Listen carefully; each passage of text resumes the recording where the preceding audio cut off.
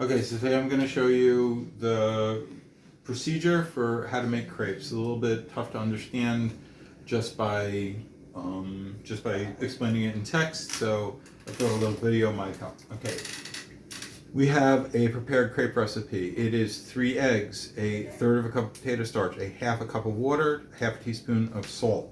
Mix that up really well. There will be lumps in it unless you are very careful. Keep whisking it until there are no lumps. Eventually they'll break out. Okay. You need a pan, needs to be moderately hot. All right. And what we do is no fat or anything in it. It's a dry pan. The non-stick's going to work better than an uncoated pan. Okay. In my testing, I've discovered that my quarter cup is the right size for the diameter of this pan. Let me check to see. Nope. I have no idea what the diameter of this pan is. This looks about 8-9 inches. So if you're using a wider pan, you might have to go to a full quarter cup. I use a scant quarter cup. So it's a quarter cup, just a little less. A large pan might need a little one. I made it in a larger pan for a different recipe. Anyway. Okay, so we have our scant quarter cup in a pan, which is moderately hot. Okay, I'm going to pour it in. Okay, and immediately swirl it around until it coats the bottom of the pan. You see there are a couple of lumps in it. I'll keep whisking it. All right, now we're going to let it dry, or well, cook until it dries.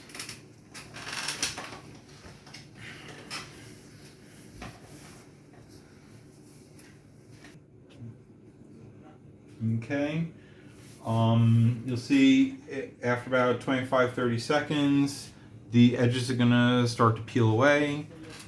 Pretty much dry in the middle. All right, what I'm gonna do is I'm gonna pinch it, I'm gonna flip it, 1, 2, 3. It's enough to just get it dry all the way and slide it off. Okay, that's the basic, and that's your basic crepe. So it's eggs and starch and water, which is pretty much every pasta from China through Italy. So again, just another way of making them. Okay, make a nice thin coat.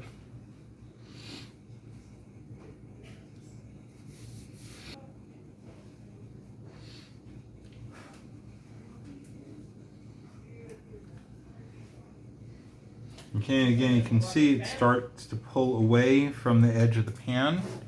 Okay, take that and flip it over just to give the other side a chance to dry out completely. Slice it. Okay, and we're going to take that and we're going to slide that off. Okay, I have a lot more batter and I'm going to make these into rustic crepes. I just wanted to show you how I'm going to cut these into strips. Okay, now yes, it happens to be that I, the chef, have a pizza cutter for Passover. If you don't have a pizza cutter, regular knife will do. I have no pizza cutter. So, basically what you want to do for your pizza cutter is, with a pizza cutter, or with any knife actually, is that you're going to want to roll it up, not particularly tight because you want them to separate afterwards, and then cut them into thin strips. Okay. Once you finish cutting them into strips, you're going to have to peel them apart until you get your noodles. Okay, let's take this. Once you have your noodles, okay, they're going to be a whole lot more delicate than your regular noodles.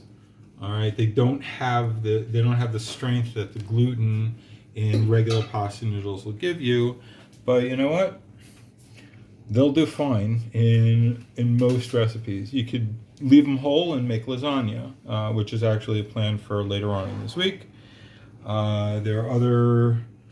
There's the fettuccine, linguine. I mean, you know, the size of the shape that you cut it into, it doesn't really matter at this point, because really, if you're not having noodles for a week, you know, I don't think the shape of the noodle is going to matter. But take them, separate them, and then toss them with some sauce and cheese. There's tons of kosher for Passover tomato sauce out there. or you can follow the recipe for fettuccine alfredo, which is really just butter and cream and a little bit of cheese. We didn't get Parmesan cheese, but any cheese will do. It's cheese. Okay, I hope this was a little bit of a clarification on how you can make your Pesach a little bit less matzah-y and a little bit more fun for you and your kids. You can, yes, I'm working with a hot pan with my fingers, but obviously, your mileage and experience may vary. Certainly, kids can pour the noodle, the measured cup into the pan, and just like with everything cooking, just have fun with it. Hope you enjoyed.